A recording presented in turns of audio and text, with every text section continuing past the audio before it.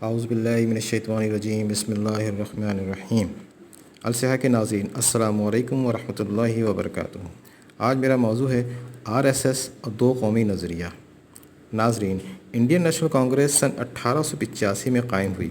شروع میں مسلمانوں نے بھی کانگریس میں حصہ لیا کیونکہ ان کا خیال تھا کہ یہ جماعت انہیں انگریزوں کی محکومی سے نجات دلائے گی، لیکن تھوڑے ہی عرصے میں معلوم ہوا کہ کانگریس میں ایک طاقتور جماعت پیدا ہو گئی ہے جس کے ارادے کچھ اور ہیں۔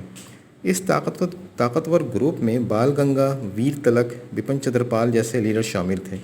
ایک تو یہ تشدد کے حامی تھے، دوسرے یہ چاہتے تھے کہ جزیرہ نما ہند کے ایک سرے سے دوسرے سرے تک ہندو تہذیب چھا جائے۔ اس سرزمین میں جتنے لوگ بستے ہیں وہ سب زندگی کے طور طریقوں میں ہندوؤں کی پیروی کریں۔ ہندو لیڈروں کی اس رویے کو سر سید احمد خان بھانپ گئے تھے۔ وہ سمجھ گئے تھے کہ ہندوستان کے سیاسی معاملات آگے چل کر کیا رخ اختیار کریں گے، چنانچہ وہ کانگریس میں شامل نہ ہوئے اور مسلمانوں کو مشورہ دیا کہ وہ کانگریس پر اعتبار نہ کریں۔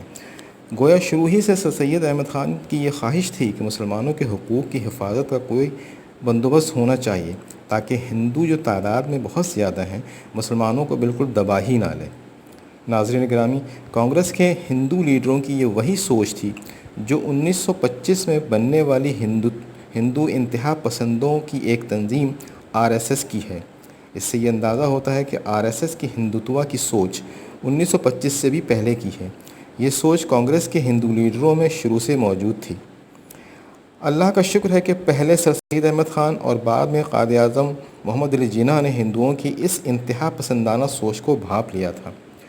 ہندوستان کے بٹوارے سے پہلے گاندھی جی نے قائد اعظم کو ہندوستان کا وزیر اعظم بنانے کی آفر کی تھی، لیکن قائد اعظم نے گاندھی کی یہ آفر یہ کہہ کر ٹھکرا دیا تھا کہ آج تو آپ مجھے وزیر اعظم بنا رہے ہیں، کل آپ مجھے ہٹا دیں گے کیونکہ آپ لوگ میجورٹی میں ہیں۔ پھر ہندوستان کے مسلمان کیا کریں گے؟ وہ انگریزوں کی غلامی سے آزاد ہو کر ہندوؤں کی غلامی میں چلے جائیں گے، مجھے یہ منظور نہیں۔ اور پھر قائد اعظم کی رہنمائی میں ہندوستان کے مسلمانوں نے بڑی انتھک محنت اور جدوجہد اور بڑی قربانیوں کے بعد ایک علیحدہ ملک پاکستان بنایا۔ معزز ناظرین، ہندوتوا کی اسی دہشت گردانہ سوچ نے 2002 میں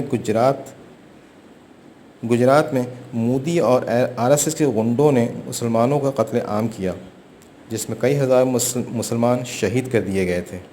اور آج اسی مودی اور RSS کے دہشت گردوں نے تقریباً 44 روز سے کشمیری مسلمانوں کو قیدی بنا کے رکھا ہوا ہے۔ 44 روز سے پورے مقبوضہ کشمیر میں کرفیو نافذ کیا ہوا ہے۔